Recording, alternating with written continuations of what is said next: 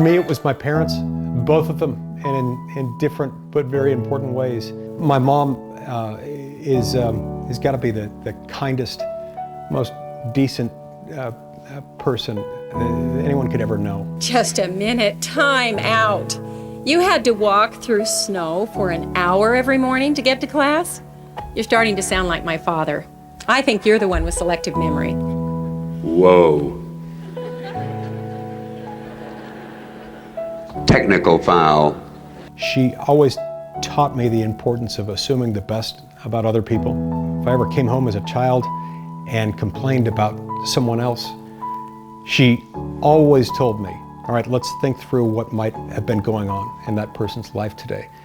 It almost became a point of frustration after a while because I felt like she was taking the other person's side. She wasn't. In the end, she was making life easier for everyone. She's absolutely tireless.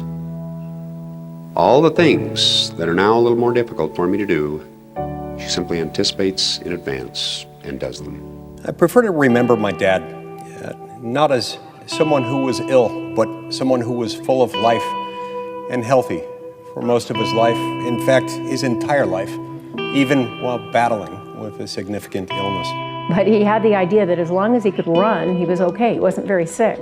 I think the running actually helped his optimism because it gave him the fresh air. It gave him the ability to, the camaraderie of being with other people. It made him feel alive.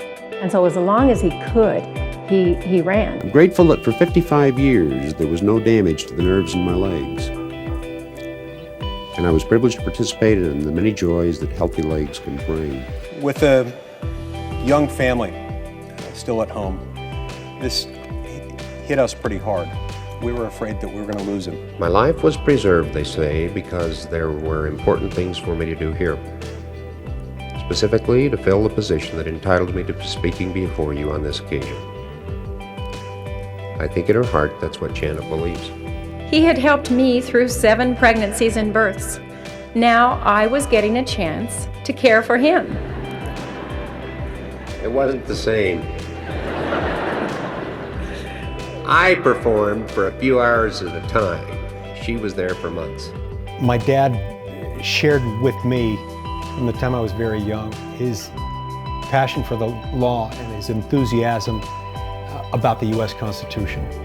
I think I was 30 before I realized that not every family discusses due process and the presentment clause over dinner. In addition to serving as the dean of BYU's law school, served as the assistant attorney general under the Ford administration over the civil division of the Department of Justice, and during President Reagan's first term, served as Solicitor General.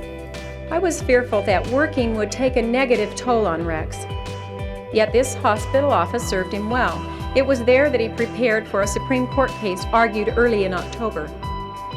On the day of the argument, we literally unhooked his IVs, got him out of bed, dressed him, and took him to the Supreme Court. Even managed to argue a case or two in front of the Supreme Court every single year he was serving as president of BYU, even though during most of that time, his cancer had come back. It had come back in a slightly different form, slower growing, but less treatable.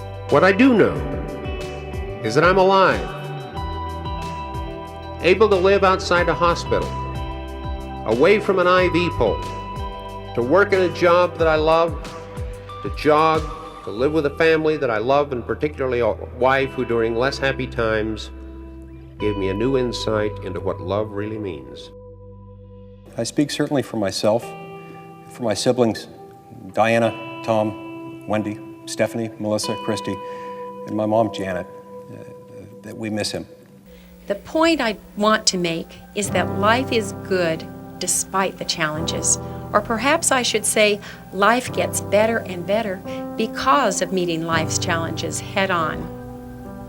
Nothing in this world, I think, brings quite the same joy as do loving family members who share common values, common understanding, and common devotion. If he were here, I'd tell him, I miss you, Dad. Love you, and I thank you. Thank you, Madam President. I yield the floor and note the absence of a quorum.